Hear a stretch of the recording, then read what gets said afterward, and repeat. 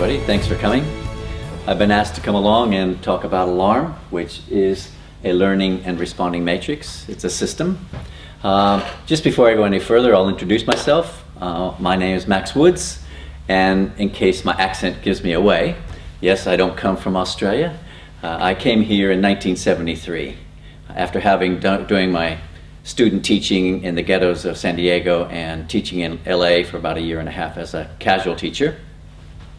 And then I came, because there were no teaching jobs in California at the time, I decided to try and get a full-time teaching job, and I came to Australia, signed the dotted line saying I would teach anywhere, and so they sent me out to the outback out in Broken Hill, where I taught for 2 years, fell in love, got married, resigned, went away, and went around the world for a year and got broke and came back in 1976.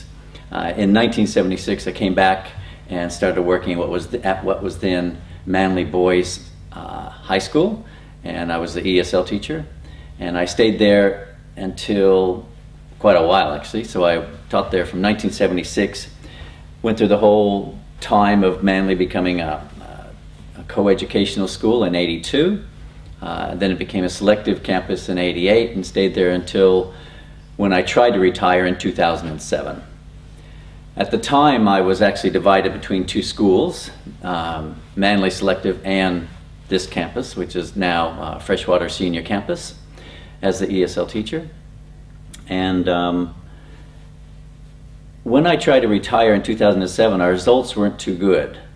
And we had a staff meeting, the principal had a staff meeting saying that the school is no longer sustainable because our band sixes were so low. We may not actually get many kids around the area to come to our school. We don't have any feeder schools. We get kids from about 35 different schools at this school. And because the results were so bad, we were worried we weren't going to attract anybody. So I was asked if I would show my system to the rest of the staff, and so I said yes. And I tried to develop a way of teaching something a little differently than the way I had been doing. In the year 2000, I started using, when I was at Manly, I started using Bloom's taxonomy. And I don't know if you've used Bloom's taxonomy. It's good, it's great. It's good for higher order thinking, and I did a number of action research projects, and it worked really well. But I was never quite happy with it. For a number of reasons. Yes, it is good for higher order thinking, but to me, really, I wanted something about higher order learning, because learning to me is not just thinking. It's feeling, it's gut reactions, it's instincts, it's woman's intuition. It's a number of things that we pull together for learning. And so really what I wanted to do was bring about a higher order learning hierarchy, if you like, or gradation of learning skills, to try to come up with something like that. Also, the other thing was, so many times when we go to these in-services or we learn about how to teach better and so forth, so many times they keep learning and responding as two separate things. I wanted to bring a bridge, to bring about a relationship between the two. To me, learning and responding are like two ends of the same stick. They both serve a common purpose, a third entity. And the third entity between the two is really this communication, an exchange between the two. And so what I tried to do was create a matrix, something that would allow these two to come together. The main thing I'm trying to bring about is to help shape a learning community. I don't know if you know, in your classroom, so many times you have a group of kids up the back here doing their thing, a group of individuals over here, some kids over here actually listening, and some kids playing with their games over here. And what you have is a group of kids. You don't have a class. And so many times in a school, what happens is you have one faculty doing one thing, another faculty siloed off doing their own thing, and the school is like never the twain shall meet. what I wanted to do was bring about this learning, as I said, a learning community where there is this transferability of skills, so that a student can learn the skills, maybe not just the content, but also through the content to learn the various skills necessary to transfer from one subject to another, from one year to another. I don't know, something happens with kids, especially in year 7. They've come from a certain situation where they've had one teacher maybe, one learning teaching style, and then they come to high school and they wonder, what is this school? Because they get so scattered. So many different teachers are doing different things that they don't know where to begin. I don't know, do we dumb it down for them? I'm not sure what happens to them. So you have to ask yourself, when a kid comes in, what does your school stand for?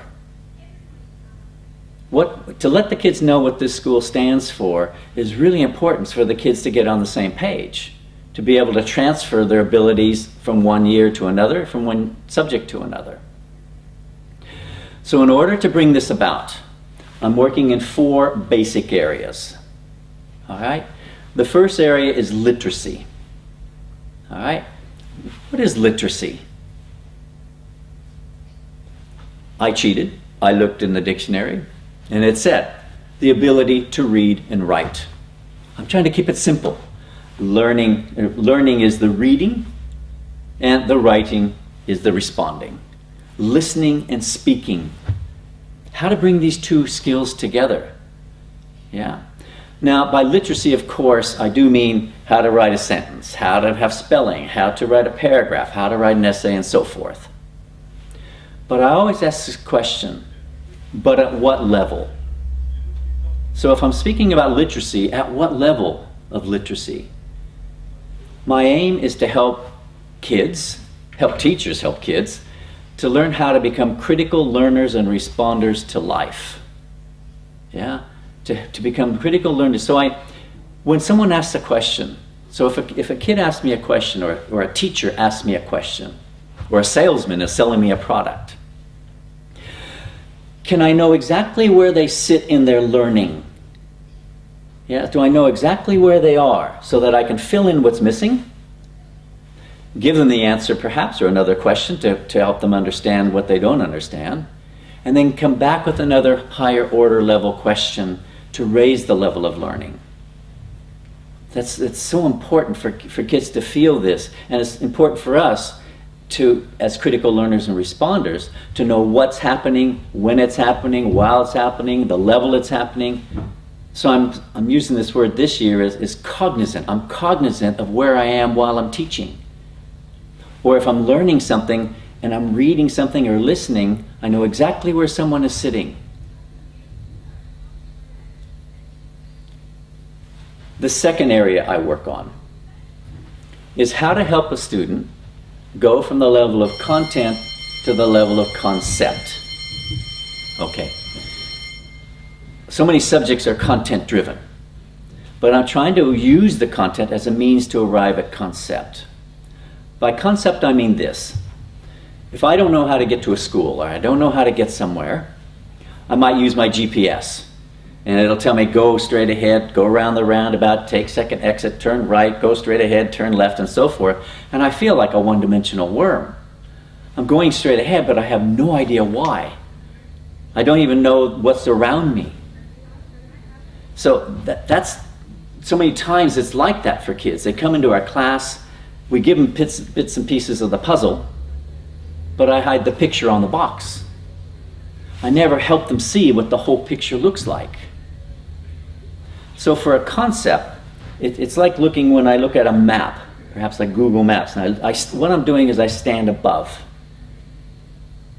And if I look at that like that, I can exactly see the learning process in itself. I stand above. I see each name of the street.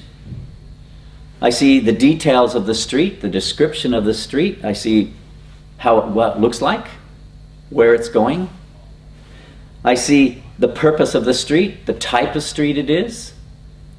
Next, I sort of see how they're inter and intro related, or not.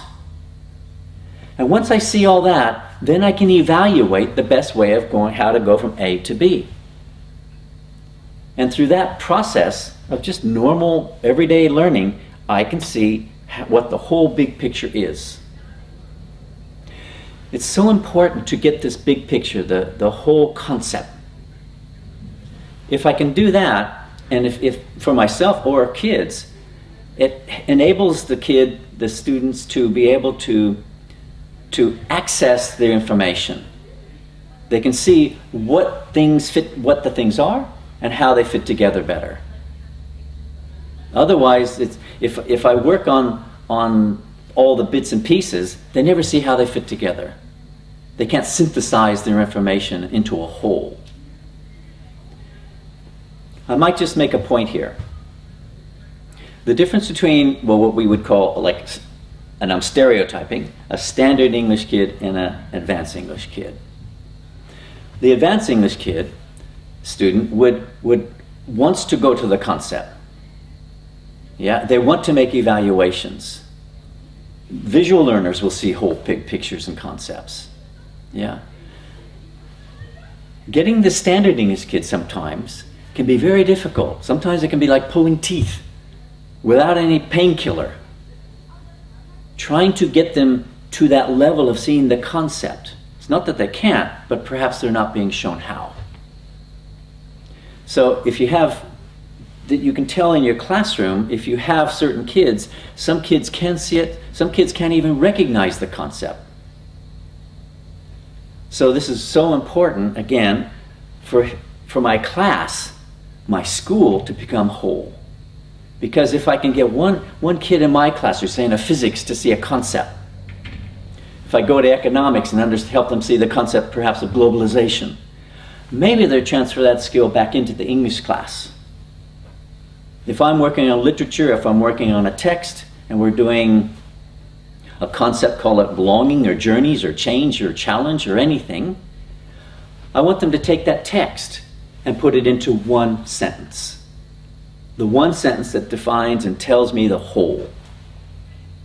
Yeah, I may do a line and help the kids see how to arrive at a whole concept at the point of just this one line in the whole story, one event.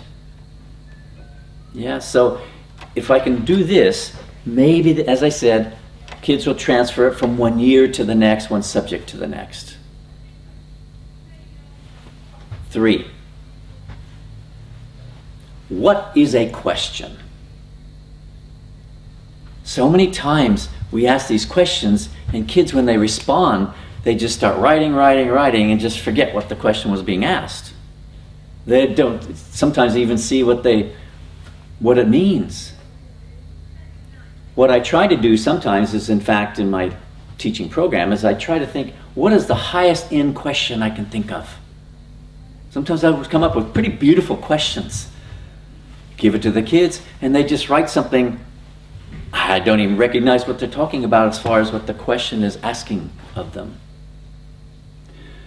So by the end of this, I want you to try to understand and help the kids understand what a question is.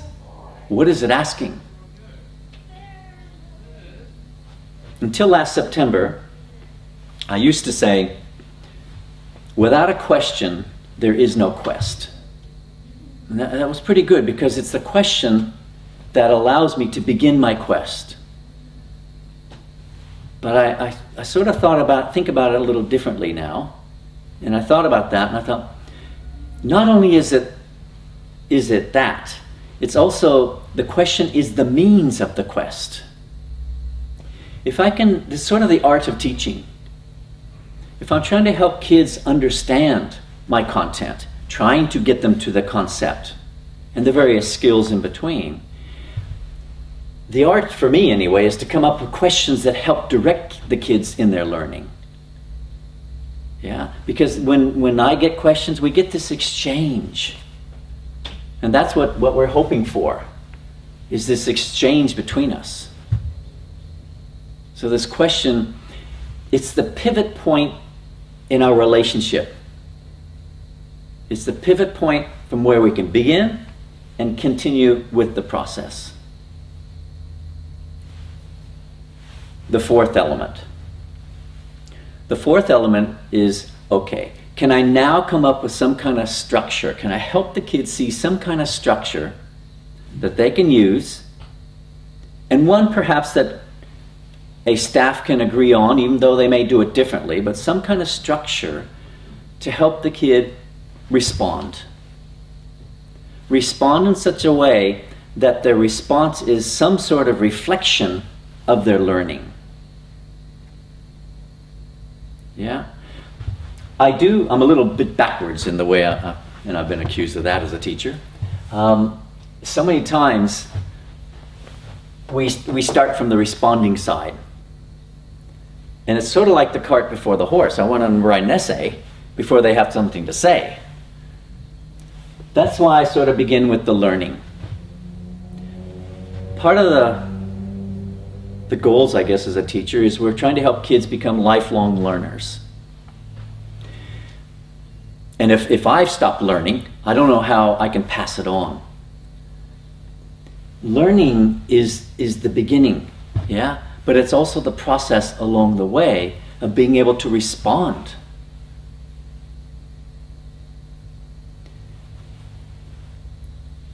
With the learning side, I want to help kids sort of be able to come in charge and control what they're going to be doing. So I'll begin on the learning side. I'll come up with things and try to show you what I mean by this. And we'll be able to then move on and see how the whole system works. Okay, so what is alarm? As I said, it's a learning and responding matrix. Basically, it's a system, it's a tool, it's a worksheet, it's a template. Basically, what I've done is try to design and develop some process to help teachers teach kids how to learn anything. Anything except maths. I haven't figured out maths yet. It works for the learning, but I haven't figured out the responding, how to solve problems for maths. I mean, maths it's a conceptual language, perhaps, and it's good for learning that, but I haven't figured it out for this. So, in this, I've seen, other than maths, I've seen two basic types of subjects in schools. So there are two basic types of matrices that I'll go into. The first type of subject that we work with is what I call connotative interpretive subjects. By connotative interpretive subjects, I mean it's where I'm trying to gain and interpret meaning through mood, tone, feeling, atmosphere. Yeah, and it's through the connotation of that. So those are subjects like English, visual arts, dance, drama, languages other than English, photography, the aesthetic subjects. So the feeling is at the heart of the learning and interpreting meaning. All the other subjects I'm putting together, and I'm calling those logical interpretive subjects. And I'm just using a word here. By logical, I mean where meaning is interpreted through implication. I'm just using a different word there. Yeah. So in order to see this, I'm going to work on the two. So to begin with, in this one, I'm going to begin just with the logical interpretive side subjects first, show you how the whole system works through that, and from there I'll go through the connotative, and once you know how the whole system works for one type of subject, you'll see how it works for the other.